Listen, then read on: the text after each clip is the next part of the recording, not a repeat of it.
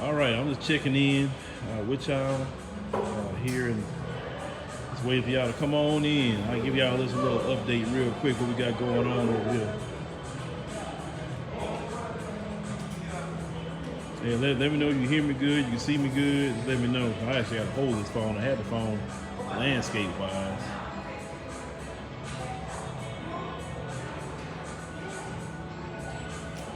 All right, well, yeah, it is morning. It is morning here.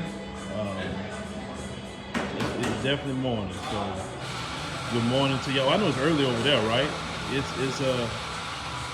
what time it is. That sound good? Okay, cool. All right, I'll let a few more of y'all fall in, and just give you a little status report of what we got going on here.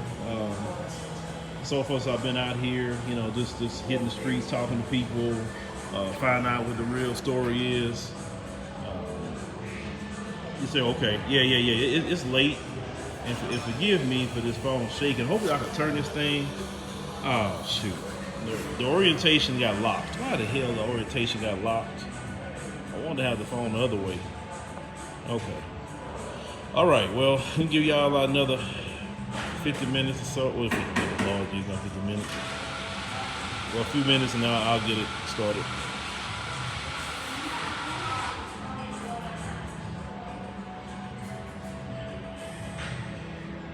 All right, I'm gonna get started. Everybody else can catch up. Anyway, so I just finished actually eating breakfast and talking to a few people, while I'm here, and I tell you what, it's some eye-opening things that I got to see over here. One thing that I do notice about South Africa, more than any other country I've traveled to, their story mirrors our story verbatim.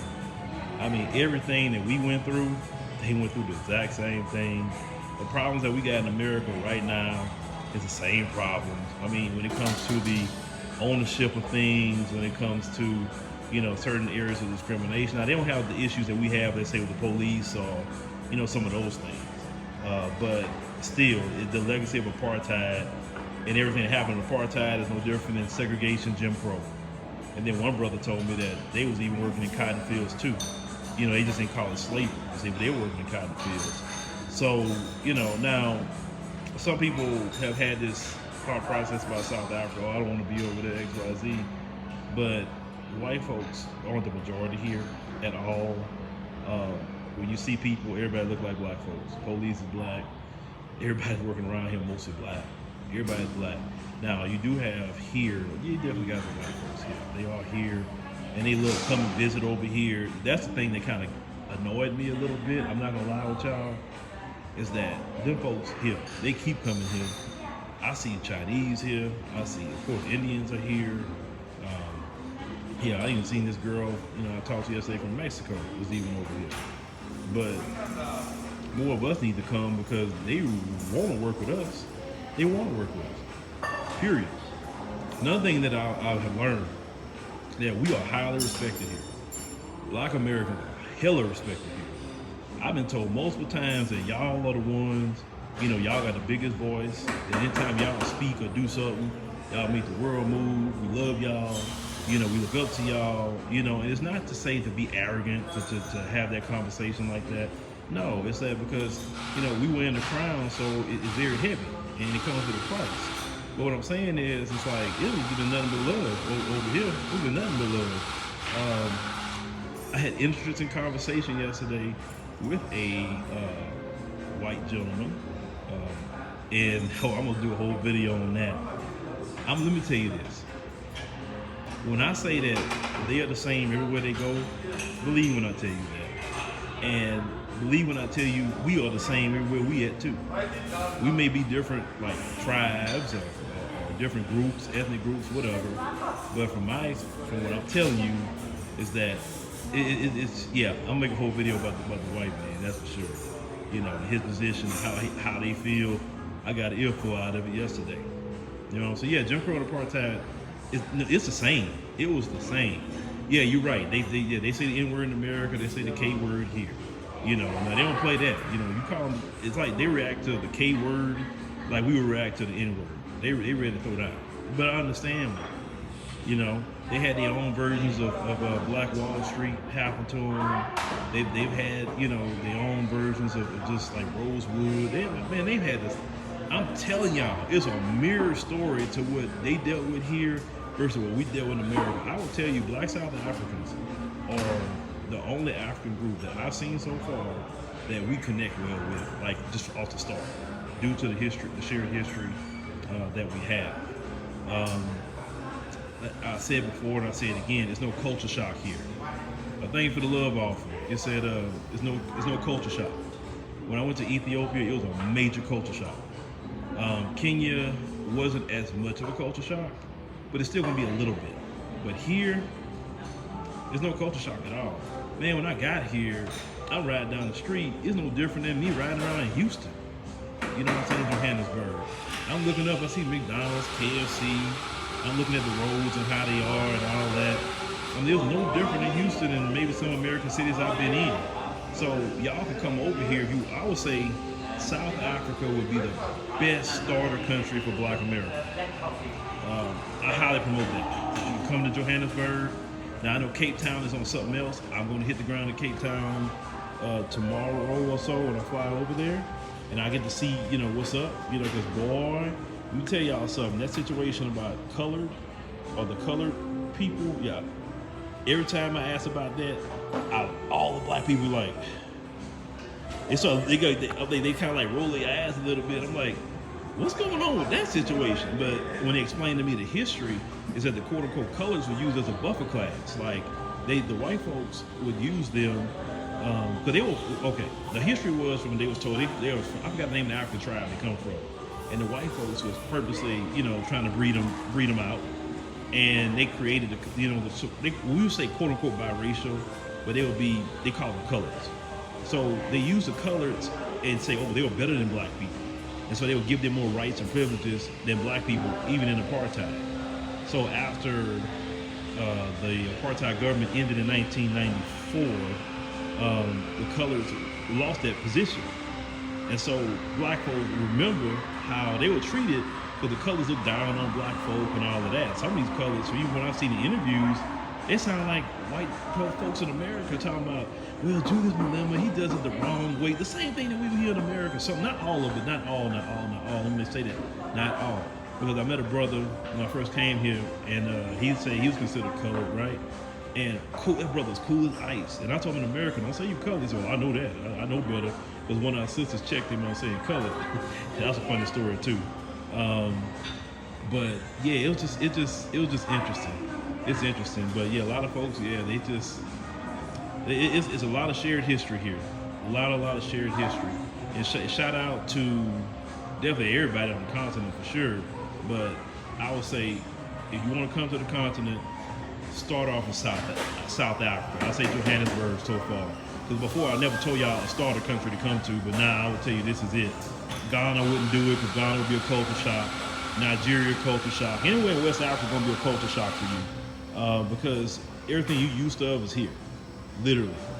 I mean, you don't really feel like you are even, you know, in an African country like that. I mean, of course, till you see, of course, the money. You see Nelson Mandela on the money, you know, so you be excited about that, you know, and even about the history, some of the things that Nelson Mandela did. You know, see, America want to teach you the Nelson Mandela that came out of prison, right?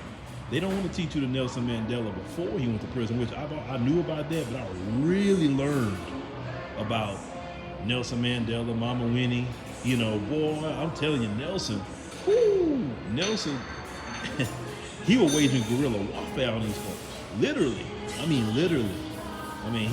him and them brothers and sisters, they was, you know, they said they were storming places with the AKs and bombing things like they were. But they said before Nelson did it, he went to the apartheid government and said, "Hey, look, give my people some equality, man. Like we suffering out here. You know, we can't do this, we can't do that, we can't work places, we can't be anywhere near white folks." They're like basically like, Nelson, get out of here. Okay, all right. And Nelson and them took it to their white supremacists. It took it to them. And I'm like, man, Nelson was the truth. Now check this out. Something else I learned. You know who also helped take down Nelson Mandela? It just wasn't apartheid government. Who else took down all our leaders? What 3-letter organization? And it don't start with an F. We're a three-letter organization in the United States that has been involved with so many different things. Yeah, y'all tell me in the comments what three-letter organization that y'all know of, and don't start with an F though, that's been involved with so many different things. Well, yeah, there you go. All right, RG got it. They helped take down Nelson Mandela to get him put in prison. It wasn't just an apartheid government. You know what I'm saying? Yeah, them folks. As a matter of fact, I seen the apology letter that came from the state of Michigan where they apologized for that. Then I didn't even know that Nelson Mandela was considered a terrorist even after he got out of jail, and he was on the terrorist list until Obama took him off in 2008. So he was the president in 1994, and he was on the terrorist list until Obama took him off. And you a terrorist because you fight for your people? That makes you a terrorist? So black folks are just supposed to sit up there and put up with any other thing. You know, these white supremacists gunning down black folk. You know, man, there's so many different things that I've learned. Like even in that Hector Peterson Museum, y'all go see that museum in Soweto, y'all gonna be pissed. You're gonna have a lot of respect for sure about what they doing, what they did, you know, fighting against the white supremacists. But you're gonna be angry. You're gonna be pretty angry when you see that stuff. And I'm glad they preserved that kind of history. You know what I'm saying? So yeah, the media lied about. Look, the Western media. I told y'all stop listening to the Western media. Yes, I heard about Mason, Tennessee, but I'm not dealing with that right now. I don't have the time. Western media, you can't listen to them because everything that the West says about South Africa, that's meant to keep y'all away. Because when you come over here on the ground, ain't nothing. Because they say, oh, well, there's too many white people over there, and they do this and they do that. Man, them white folks ain't bothering with you like that. They're not. They said, listen, you have more trouble in America than you ever have here. I can tell you that right up front. Everywhere you look is mostly you. You know, I spoke to a sister from Atlanta when I was coming over here. You know, she was even talking about that. She said, yeah, you know, he said, there's so many of them on this plane. He said, where are our people at? You know, why aren't we coming over here? You know, so, but we saw, you know, the travelers getting back going. The subscribers, they're very impressed with the Real South Africa, so I want to make sure to give them a shout out, the Real South Africa. Mark and Dr. Latasha Blanton has been putting on a great tour. I haven't heard nobody that subscribes to our channel complain about anything. They love the accommodations. They good. So shout out to Mark and Dr. Latasha for, you know, definitely putting this together because, you know, our subscribers, you know, if they told me something was wrong, it'd be the last time I work with them. I'm like, I can't, you know, it's not even about how they take care of me. It's about how they take care of y'all. You know, y'all be coming here. I didn't meet, no, I would have to probably keep coming back out here. But I did talk with a brother from the ANC yesterday, and also another brother that's affiliated, you know, with the EFF. So it was cool. Since I've been out here, I didn't talk to political people that's here just to listen to certain things that I didn't know about, or even how they were saying it, how can we work together? You know, how can we get, you know, what can we do? It's like we need to unify. I mean, black South Africans is the easiest ones to unify with. I'll be honest with y'all. Too easy. It's too easy. I mean, I think it's easier than any other place. Like everybody going to Ghana, man. Look, shout out to Ghana, but nah, Ghana ain't got our story like that. It's here. It's Johannesburg, you know, wherever, South Africa. That's what it's just my opinion. And then you look at, like, I hear people certain complaints people say about Ghana and all of that. You don't hear that here because it's what you're used to. That's the only thing that I'm saying. So, yeah, I've interviewed a lot of people so far. We listen, I don't get involved with people's politics, but, you know, not everybody's bad in no political party. So, you know, and let's call it what it is. People from political parties are having conversations, right? At least with me, I'm hearing it. What congressperson is sitting down with me in America? Which no matter what side it is, they're not sitting down with me. What senator has sat down with me and talk about what can we do to, you know, help Black America? To show me the television station that's just put, you know, willing to, you know, want to talk with me and put me on just to talk about certain things. I've been here a short amount of time. I got on national TV here in Johannesburg. You know, man, there ain't nobody want to fool with me in America. But it reminds me what the Bible teaches that a prophet is without honor in his own hometown. So, you know, I mean, it is what it is. You know, Yeah, I see, Steven. I see what you're saying, bro. But yeah, so I just want to just give y'all just checking in and let y'all know. Like I said, from what I'm hearing and what I've seen, of course, the people that's in leadership won't get a bad rap, right? It's just like the way it is with Democrats. Like, not every person in the Democrat Party is bad. I'm not saying they are, right? I know they got some Democrat people. I know there's some riders, right? But unfortunately, the Democrats are ran by white folks, and white folks is not for us. Just like some Republicans that I know that are black. Some of them are riders too. Now all of them is shucking it down and cooning. I know that, right? So I don't blanket a statement about everybody, and I'm not here to say who's right, who's wrong. I'm just here to listen, and I'm trying to say how can we build a bridge, to work with each other. You know what I'm saying? How can we bring some stuff from here to Black America and vice versa, so we can support each other, in the community. Because we can't be these people don't want to keep us in a position where we don't have no support. If we cut ourselves off like that, and we depending on them. That's why I rebranded to African Diaspora News Channel. It's because I believe we do work better unifying than just being apart. Because being apart, we're sitting ducks, especially in America. I mean, these people control everything, and that's why they want you to coon, buffoon, and sell out to get anything. You know what I'm saying? So, yeah, y'all hit the thumbs up. Thank you, Kimmy. Yeah, hit the thumbs up. But yeah, like I said, I just want to check in. I just want to check in. And like I said, I won't be back in Babylon until later next week. But yeah, so anyway, but I'm here to listen to the stories, though. I'm not here to judge nobody. I'm not here to lord and master. I'm not a colonizer. But I will tell you, it's hella respect here for Black Americans. I will tell you that. And I rep Black America hard, no matter where I go. Even on that TV interview, I made sure to mention us. Because I feel like anywhere we go as Black Americans, we got to represent our group. You know what I'm saying? And it's all love. We represent them too. So that's how bad it was. That's how bad it was for even.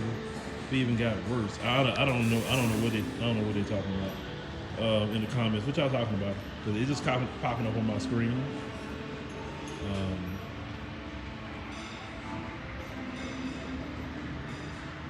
Yeah, we're getting pictures. But anyway, yeah, y'all look out for the next type of tours they may have. I know we'll be announcing another type of tour. African Tigers, I haven't talked to her. Well, no, I haven't talked to her in a minute on some things. But she's busy. She's doing a lot of travel. Her travel channel is doing very good. So shout out to African Tigers. Need to holler at her. I'm pretty sure we go back to Kenya. We'll probably holler at her and see what's up. But she's traveling a lot lately. So yeah. So anyway, y'all, let me go ahead and go. And I'll check in with y'all another time. All right. Be easy.